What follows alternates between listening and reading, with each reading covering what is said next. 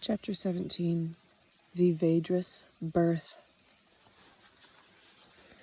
The birthing mother's mama and grandma would tell her what symptoms to expect on the eve of her labor. Mila's grandmother, in this instance, told her in detail how she gave birth to her own children. Vedruss women, as a rule, gave birth in their own homes, in a wooden tub, something like our bathtub, only shorter in length and not as deep. It was a container designed especially for childbirth. Afterwards, it served as a cradle for the newborn. To start, it was filled with pure spring water, heated to body temperature. There were little ledges on the outside of the tub which served as footrests. The edges of the tub were curved so that it was easy for the woman to support herself with her hands. The air temperature in the room was not measured with a thermometer back then. They said it should feel comfortable for a naked body in a state of repose, with no sensation of either heat or cold. The tub for birthing mothers was placed on the floor and oriented so that the woman sitting in it would be facing toward the rising sun. Another smaller container of water was placed beside it.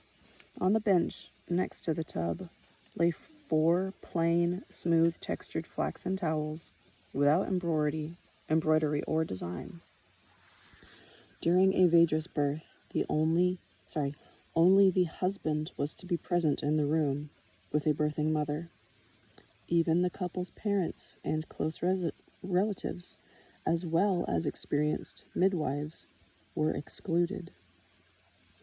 Just before labor began, the child's father would light a fire that he had already prepared at the outer entrance to the domain, from which wafted sweet-smelling smoke.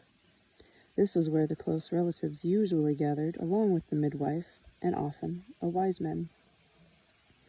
The birthing mothers and her husband's parents would bring in bundles and baskets of food and drink.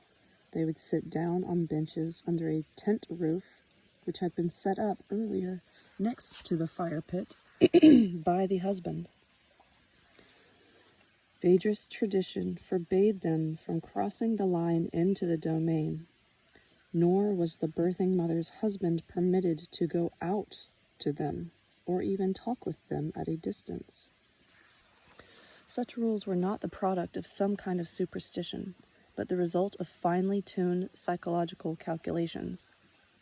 No body and no thing was supposed to distract the thought of the father, let alone the birthing mother, from the reception of their child. The presence of the parents and midwife at the entrance of the domain, however, had a calming effect on the young parents-to-be. In case any abnormalities cropped up, they would always come in to help. There was rarely a need for such assistance. During the contractions, the mother would constantly talk with her emerging child, giving him words of encouragement, helping him enter upon his new world without fear. The Vedruss people knew how important it was to communicate both mentally and audibly with the new man, capital M, as he emerged into the world. As a result, all 3, mother, child, and father, were participants in the process. It was also very important that the mother's first look at her newborn be without any fright at his appearance. A temporary stubbed nose, for example, or the birth color of his skin. That her gaze may be tender and joyous. The father would pick the baby out of the water he had been born in, use his own mouth right off to suck the mucus out of the little nose and mouth and place him on his mother's tummy. The mother would then offer the baby her breast. This prompted the expulsion of the placenta, which the father placed in a specially prepared container before cutting the umbilical cord with a knife which had been disinfected over a flame and tying it. Then the father took the baby and placed him on a towel. After washing him, he wrapped him up in a second towel and placed him on the bed. Then he washed his wife's body, using water from the other container next to the tub, dried her off with a clean towel, and led her over to the bed where the baby lay, next to the father, using either his mouth or his hands, strained off a small quantity of milk from the mother's breast, and sprayed it over a flaxen sheet which he covered the new mother and the infant lying on her tummy or breast. After that, the father sat down and gazed silently at his wife. If she desired, he would talk with her, but even if she were asleep, he would not leave the room. About 15 minutes later, he would light the wood fire he had prepared in the hearth. He would then pour out the birthing water, as well as the water the woman had used to wash herself between the two trees which had been planted soon after conception. Here, too, was where the placenta would be buried.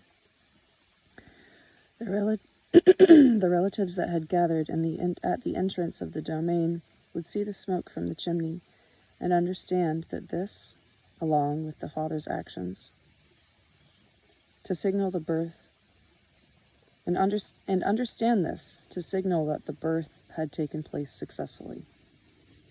At this point, they began exchanging congratulations and partaking of the food and drink they had brought with them, after which they dispersed to their homes. The Vedruss people understood that even in the womb the child could sense the relative's thoughts and feelings, and after coming into the world he would continue to find himself in his parents' aura.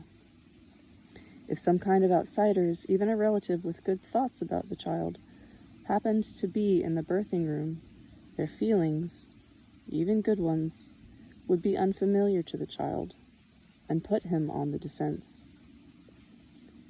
Besides, either deliberately or inadvertently, the relatives might distract the parents from thought from the infant. It was the parents' mental field, after all, that the baby would feel most comfortable. A little experiment should prove what Anastasia has to say here.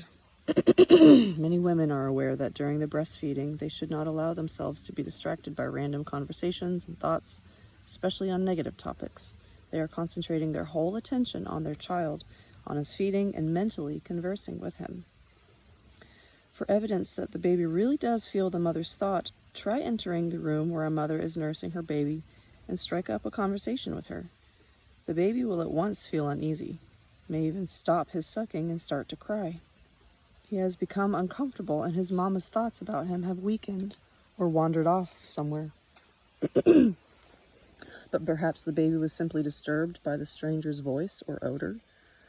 I telephoned my daughter, Polina. She picked up the receiver and started talking with me. 30 seconds into the conversation, I heard the cry of my granddaughter, Mashenka. "Why is she crying?" I asked my daughter. "I'm breastfeeding her, Papa," Polina responded. "She doesn't like it when I'm distracted." I tried to end the conversation quickly. I did the same whenever I rang at an inopportune moment. My granddaughter would always start crying. Many nursing mothers who are familiar with the culture of breastfeeding will confirm this phenomenon.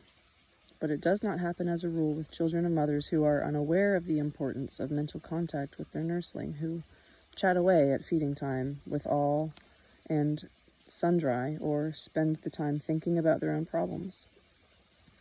Why not? Because their child has no concept of mental contact with his mother. It is something he never had, and so has no point of comparison. There's an old saying, he took it in with his mother's milk.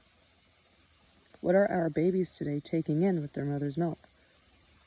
Human society has learned to create all sorts of satellites and intercontinental ballistic missiles, yet at the same time, it has lost something more important, the culture of giving birth to and raising man. As a result, people end up aiming these missiles at each other.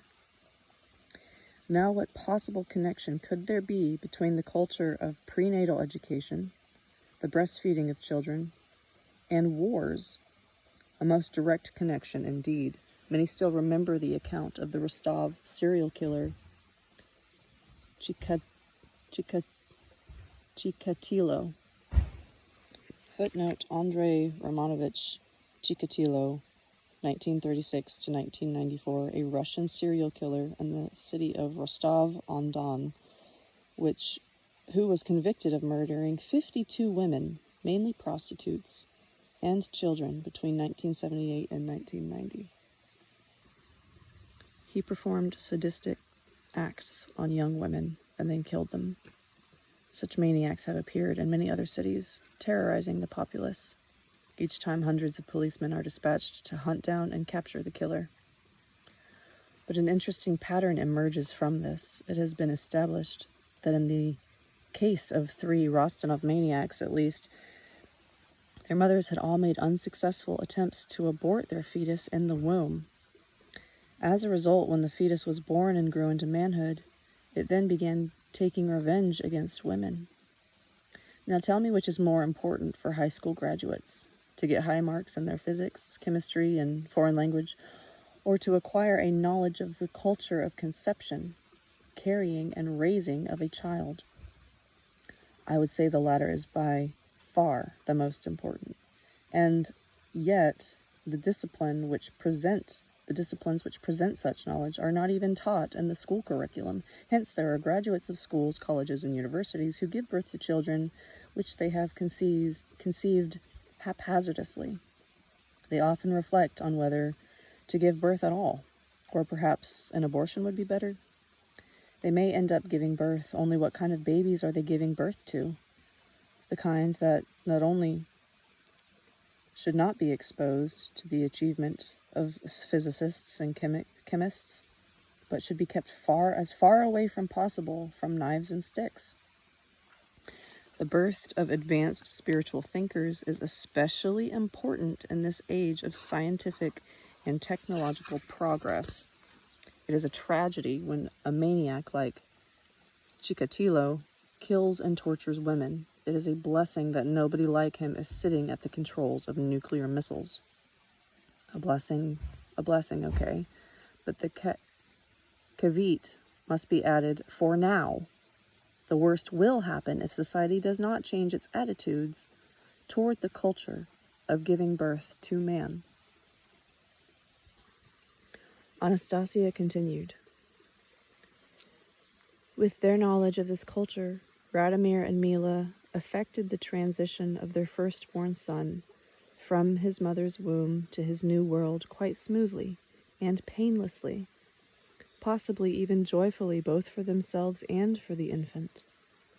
Mila had an easy and fear-free birth, and a cheerful one, too. When the baby came, she let out not a cry of pain, but a cry of joy, of welcome. She herself drew him out of the water and embraced him. When Radomir washed Mila with pure water and then dried her off, he felt like kissing every corner of her body.